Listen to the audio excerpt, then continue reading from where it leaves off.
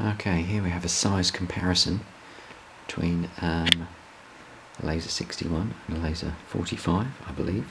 You can see this one is a bit shorter. It's also not as long, like that, and also the actual crankcase is a bit smaller as well, if that will go into focus. There we go, like that.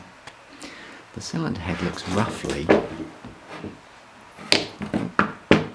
the same size, but it's just a slightly different design. Look at the top, like that, but they're very similar.